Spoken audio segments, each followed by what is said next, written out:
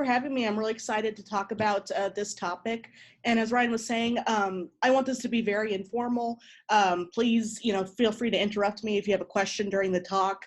I kind of want this more to be a discussion than just a pure presentation, just because of the subject matter that we're going to be discussing today. So I'm here to talk about the research that I've been doing for the past, it's been about 2 to 3 years. It's looking at satellite RGBs for National Weather Service forecasters, really any meteorological forecaster in general that has color vision deficiency. As I said, I'm with the Cooperative Institute for Mesoscale Meteorological Studies, but I'm stationed at the Operations Proving Ground permanently, so I'm here in Kansas City full-time. Some contributors that helped with this research, Emily Burnt from NASA Sport has helped a lot with creating these new RGB imagery and just helping with this in general. My staff at OPG, our director Kim Runk, our Sue Matthew Foster, and then Chad Gravel, who's now at Southern Region, Derek Snyder, who's at WFO Paducah, and other WF forecasters that have color vision deficiency that have been very helpful in completing this research. So first, just a little background. What is color vision deficiency? You often hear it as color blindness. That's more often the term people tend to use. It's an inability to distinguish certain shades of color. It's an X-linked recessive disorder. What that means is that the mutation for color vision deficiency is on the X chromosome. 8% of men with Northern European ancestry have color vision deficiency, but only 0.5% of women with Northern European ancestry have color vision deficiency.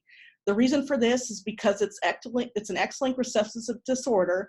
So if you have the mutation on the X chromosome, women are going to be protected because they have a second X chromosome. So usually they're not going to have this mutation. But for men, if they do get this mutation on their X chromosome, they only have one, and then they will have color vision deficiency. At the moment, there is currently no cure for inherited color vision deficiency. It's something that an individual has to live with. With gene therapy in the future, there's always a possibility that that might change, but at the time, it is a lifelong vision impairment. There are different types of color vision deficiency. If you look at these different images, it kind of gives you an idea what the colors would look like to someone with normal vision, which you see on the left, and then what they would look like if you have these different type of color deficiencies. There's deuteranopia and protanopia. Those are red-green deficiencies. They're the most common type of color vision deficiency. You have tritanopia, which is often related to blue and yellow. It is much rarer than the other two. And then achromatopsia, which is where you actually see in just shades of gray. Sometimes people have that in their mind that that's what color blindness is, but that's a very, very, very rare version of it. Most of the time, it's going to be the deuteranopia or protanopia. So as you can see, that's what we're going to focus on. And as I go through this talk as well, I'm also going to talk about how to make graphics that are going to be better able for people to see with color vision deficiency. If you've kind of noticed, these PowerPoints are in blues. Blues tend to be a very easy color if you have red, green, blue color vision deficiency. So an interesting fact is the reason why Facebook has the colors that it does is because Mark Zuckerberg has red, green color vision deficiency. So that's why that is set up the way it is. So if you're kind of thinking about that, blues tend to be very easy for them to visually pick out. If you look at those two images, for normal color vision, I just wanted to show with deuteranopia green and then protanopia red deficiency. As you can see, I've also, with the green, I've actually added texture where it has lines crossing on it, and protanopia, I've added little dot textures. So if you do actually have to have those type of colors next to each other, red and green, you could add some texture to help someone with color vision deficiency. Because if they have red-green color vision deficiency, those two colors are going to not look that different from each other. So they're going to typically kind of be, I would say, a brownish color to us, and there's not going to be much contrast. So if you have to put those two colors together, at least give it some texture, something that a person can see that can help distinguish between them. But most of the time, just avoid red or green being together. Often for radar, when forecasters with color vision deficiency use a velocity, they'll have a different color map that won't have the red or green, just because it's too difficult to see. So where this kind of started was in the Operations Proving Ground. We've been doing a lot of research on GO 16, now GO 17, and different RGBs, different satellite imagery that's going to be going to the forecasters and that the forecasters now have. And we were having some discussion, and when we were talking about RGBs, these red, green, blue set color imagery from the satellite, they're supposed to be set color tables. They're not supposed to change. And that can be a real problem for people that have color vision deficiency because they're not supposed to go in and change the color map. And if you can't do that, that's going to be very hard for them to interpret. So what we wanted to find out was, well, what RGBs are going to be hard for them to interpret, and is there anything we can do about it? So in 2016, we actually had 3 NWS forecasters with color vision deficiency come to the Operations Proving Ground. They spent a week basically looking at different RGB imagery and doing different evaluations and trying to determine which RGBs proved to be difficult for them to interpret. At the end of the week, these 2 were the most difficult for them to interpret, the air mass RGB and the simple water vapor RGB. We have decided to just focus on the air mass RGB at the time before we start going into simple water vapor. This is a very difficult RGB, and I'll kind of talk about it in a moment on why this is so difficult to interpret. Okay. So if you look at this and you kind of see this, extratropical cyclone off of the East Coast, and you can see this stratospheric kind of air sitting in this, but it's this orange color. This orange color then on top of kind of this green. This can be very difficult for someone for color vision to be able to interpret and be able to see these colors. So we were trying to think of a way, how can we change this RGB to make it more easy for them to interpret? So what we ended up doing is we basically looked at the code and we swapped the red and blue gun in the RGB and created this new air mass RGB. And you can see it's shades of blue and then green instead of that orange kind of, burnt kind of red orange color. So it should be easier to interpret just because it's taking away that kind of red orange on top of green. Okay. So we have created this new RGB, but we really didn't, we went through the test to kind of see whether it would be useful. We have some different technologies, some different apps that can actually mimic what it'd be like to have color vision deficiency while you're actually looking at this RGB. And we found that the new RGB should be easier to interpret. But I'm not the expert in this. I don't have color vision deficiency. I want forecasters actually have this to look at it and decide how useful it's going to be for them. So we sent out a survey to 23 NWS employees with color vision deficiency. Actually, we sent the survey to all the SUs in the National Weather Service, and these were people that volunteered to take this survey for us and wanted to help with the research. So it's 23 employees. 22 of those respondents have deuteranopia or protanopia, that red-green color vision deficiency. 86%, 19 of those 22 respondents felt that the new air mass RGB was at least slightly easier to interpret. So 86% at least thought it was a little better than the original RGB, but we want to have more information on basically how useful it was. 21%, 4 of those 19 respondents felt that the new air mass RGB was significantly easier to interpret. So they were very enthusiastic about this. I know some of these people individually, and they were able to take the code, they were able to play around with it, and they really liked this new RGB. 8 of those 19 respondents felt that it was at least moderately easier to interpret. And then 7 of those 19 respondents felt that it was at least slightly easier to interpret. So overall, there was a lot of positive feedback with this new RGB. So it was kind of a great start. What we sent with the survey was basically a PowerPoint kind of showing the new RGB and having some imagery. The next step that we want to do is basically send the code to all these forecasters and let them really use it, because they need to be able to use it in operations. They need to be able to loop it and do a lot more investigation to really kind of determine what they think about this RGB. So that's kind of now future, kind of where we want to go with this. There's other future work that we want to look to as well. So I've created in the National Weather Service, they have this virtual lab. It's basically this area that you can basically create a website, a page where you can do research, you can contact with other people in NOAA. They even have a public-facing side that can go out to the public. I just kind of started doing this, so this is kind of new, starting to get it spun up.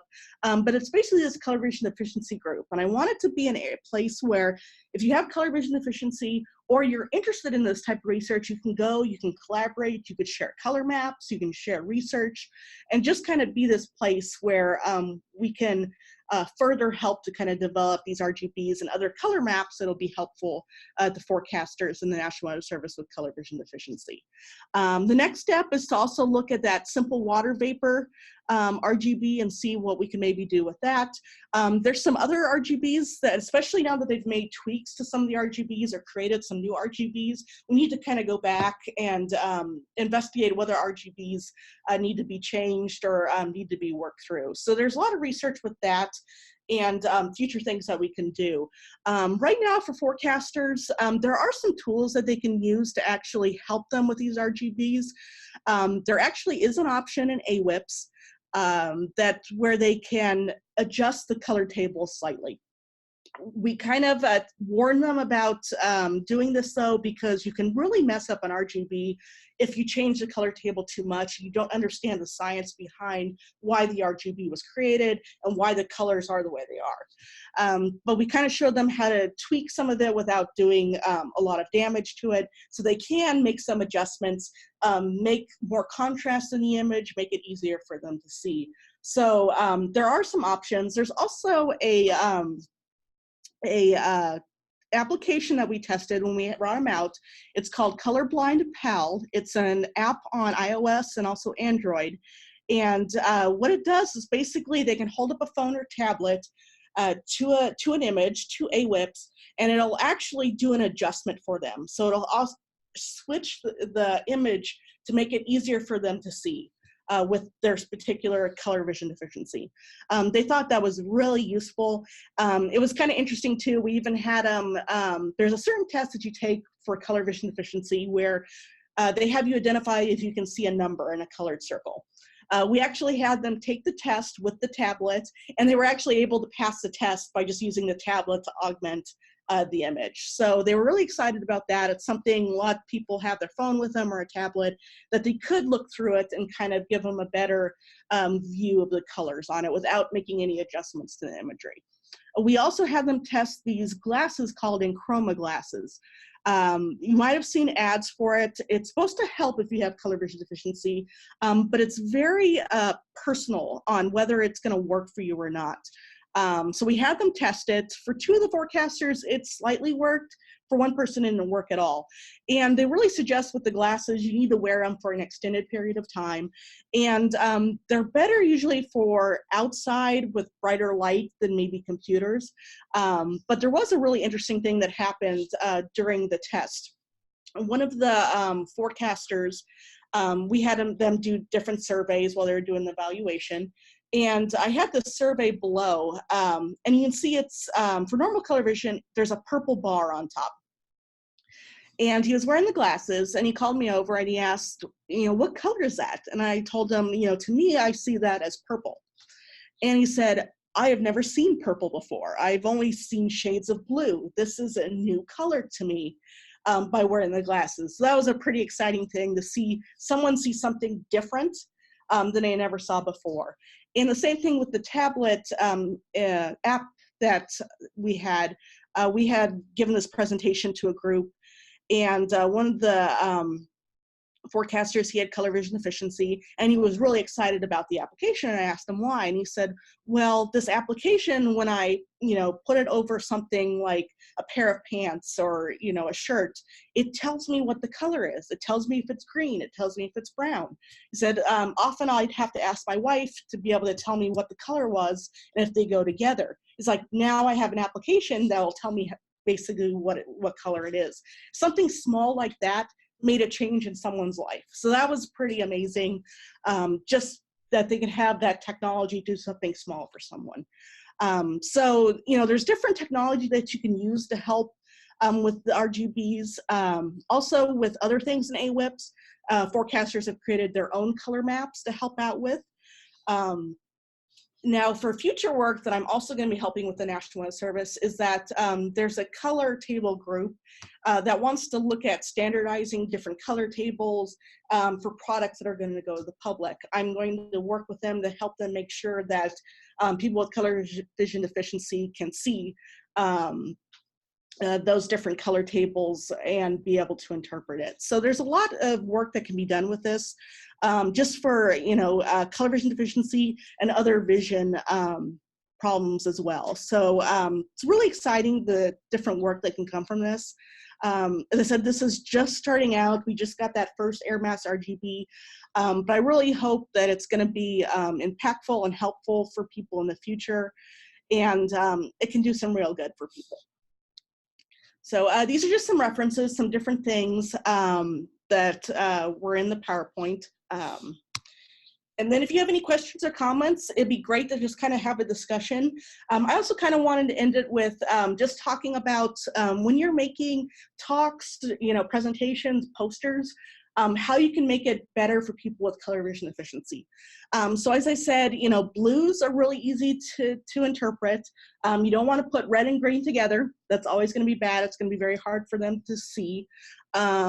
Blues and purples, be careful with purple. They might not be able to see the contrast as much. The biggest challenge for people with color vision deficiency is contrast. That's where they have a hard time. If different colors don't have a lot of contrast, that's where they get muddied and it's hard to see a difference. So if you can add contrast to colors, that can be really useful. Also, make things simple. Stick to just a few colors. As you saw kind of through this PowerPoint, I just had blue, a light blue in pictures. I didn't, go too crazy with different colors. I try to keep it very simple so it's very easy to interpret visually. So that's something to just think about anyway with anything you make, graphics, anything that's visual, is that think about that for people that do have different color vision issues. I think I have, let's see, a chat question. The chat question is from Keith Sherburne. Will this new Air Mass RGB be added to the NWS AWEP system anytime soon?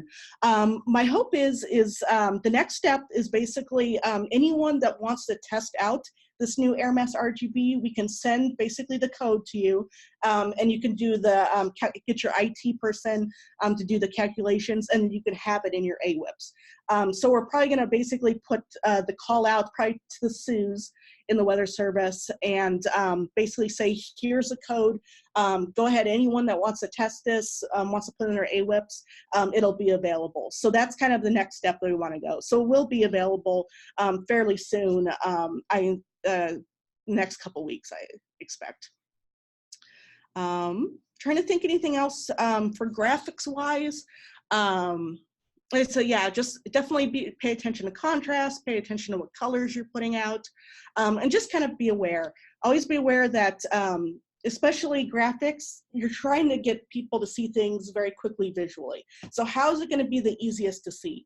So just always just kind of be aware how you're going to get your message out and what's going to be the easiest way to see it. Any other questions that people have about this? As I said, it was kind of a short talk because we're still kind of developing more RGBs and really getting into this, but it is an exciting kind of new research that we're kind of doing here for specifically the Weather Service to help forecasters. Thanks for the talk, Katie. If there's any questions, you can either unmute yourself or chat. Just a story from my perspective. I don't have color deficiency, vision deficiency, but our hydrologist that retired, he had issues with it. And so I could see where this would have been really useful for him over the years.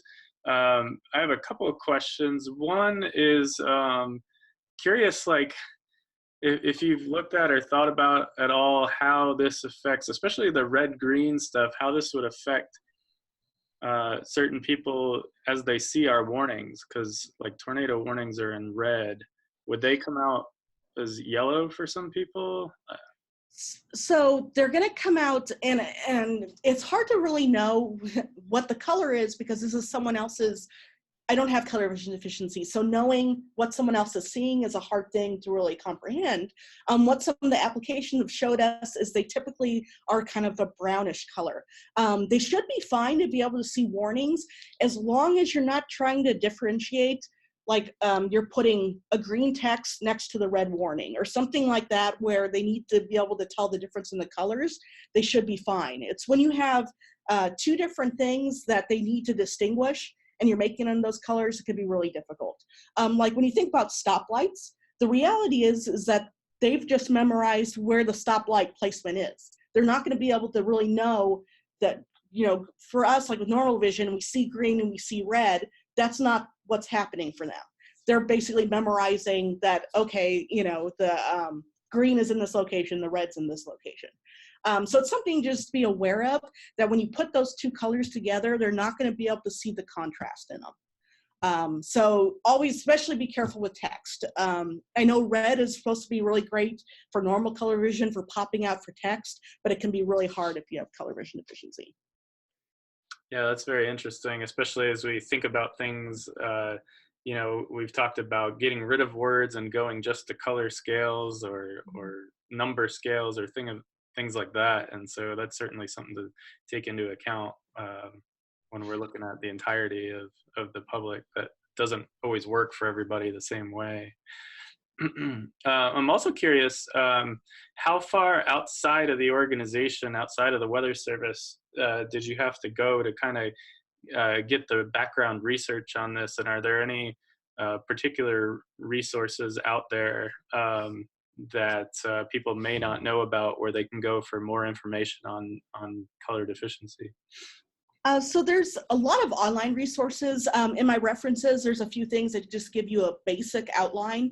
What I do plan is on that VLAB page, I'm going to have a private section in that VLAB page that's going to be for internal use for people in the Weather Service, but I want to also have a public space that kind of can give this more information on what color vision deficiency is, how to create graphics for color vision deficiency, because I had to do a lot of research and compile a lot of different things from different sources to be able to do this, especially since, you know, we're in atmospheric science, we're not a biological science, we're not medical, so we had to do a lot of different research to kind of understand this, to figure out basically how to create new RGBs and create better graphics for people with color vision deficiency.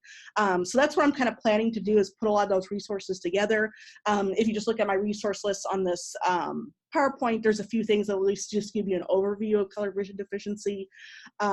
It's something, though, to me, it feels like has been flying under the radar for a long time, where we've acknowledged that people have this, but we've never really done anything about it.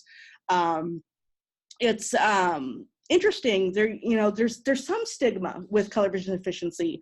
Talking to some forecasters are really interested in this research, but they didn't want anyone to know that they have color vision deficiency. It's like they basically in their office, no one knows about it. And the reason is because they kind of worry that people are going to judge them, like, oh, they can't interpret this, or they can't see this imagery, they're not going to be able to do a good forecast. And that is completely wrong. The forecasters we had out, they were brilliant. They knew the science so well, because they actually had to compensate for sometimes not being able to see some of the imagery as well. So they knew the science so well that they just did an amazing job, any of their analyses, any of their forecasts. So it's never been, a problem. It's just something that if we can help them adjust and give them some tools, that's going to be great for them. There are careers that you actually can't do if you have color vision deficiency. In the past, especially with military, you can't work in electronics most of the time, just because you do have red and green wires. It'd be really dangerous if you can't tell the difference between them. So there are, different jobs you actually can't do if you have color vision deficiency. But meteorology is not one of them. Nothing, it's just something that if we can help them and create things that are a little easier for them to interpret, then we should do this, and we should basically help people out. And just kind of a quick fact, we did kind of some math to kind of determine how many people would be maybe impacted by this in the Weather Service, and it was at least maybe 200 individuals. If I talk to a lot of different people, I hear numerous people say we at least have one person in our office that has color vision deficiency. So it's fairly widespread. So it is something that we have to think about. We have to try to help out, and especially when we're doing things for the public, we need to be aware of this. Thank you so much. Yeah, those numbers are pretty eye-opening, but I don't doubt it at all. And as a person who's involved in an NRAP on organizational culture, I really appreciate this work because inclusiveness is certainly, and all aspects of inclusiveness are a big goal of ours. And so to reach out to this population and make things better for them is a tremendous boost in organizational culture. And this, along with other things, like you said, do have a stigma out there. And if we can break through those and you know, show that it's not only acceptable, but people excel even with these conditions, I think it goes a long way to improving our organizational culture as a whole. And I really appreciate the work that you and the OPG is doing with this stuff. So thank you very much.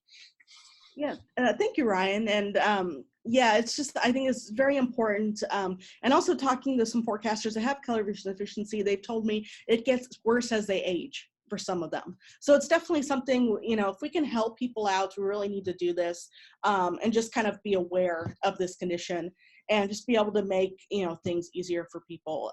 Also, just a note, this last AMS conference, of course, with the shutdown, we didn't have as many people being able to go. I did do this presentation and I did connect with some people. I have some people's information. I'm going to start contacting them. But also here's my contact information. You can reach out to me as well.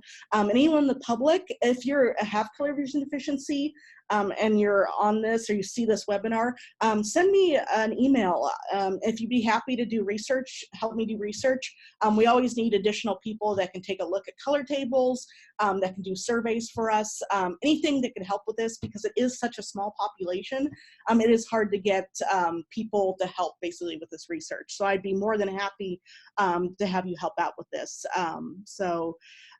Please feel free to reach out. And is there any other questions about graphics or anything else you kind of want to talk about with color vision deficiency?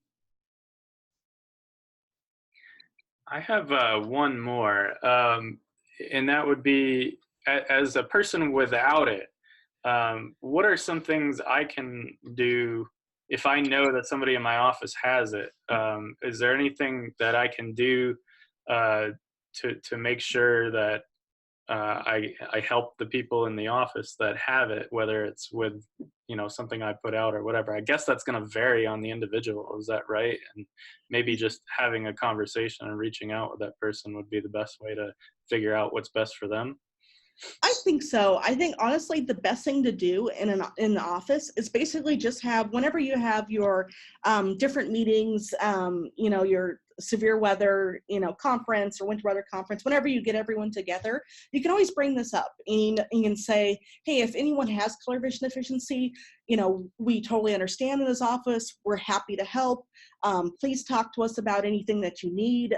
You can point them to this, the VLAB page, to my contact information. Tell them we'll be happy to get them resources, connect them with other people that have color vision deficiency in the Weather Service, especially new people coming into the Weather Service that might not know about this. There's a lot of support. It's just they might not know where to get it. And that's what I'm also trying to do as well, is to make this basically more visible, and that there are resources, and that way they don't feel, you know, so isolated with this. You know, it's something that, you know, we just need to be aware of. And as I said, some people might not want everyone to know, but we want basically to show that this is not a big deal. We totally understand. No one's going to think anything, you know, worse about you as a meteorologist. We just want to help, and we just want to, you know, make things easier for you to interpret and make your job easier. So just basically having that overall dialogue with everyone. And also it starts by just having a dialogue on how to make graphics easier for the general public with color vision deficiency, because we always have to think about that with IDSS and where we're moving with the Weather Service, with graphics. We're becoming very graphic heavy. We just need to be aware of that. So it's a good conversation to have at every office anyway on how we can create these graphics and kind of move forward. And that's kind of especially where I'm looking forward to in research. is basically helping weather service offices taking a look at different graphics and kind of helping them create graphics that are easier for people with color vision deficiencies.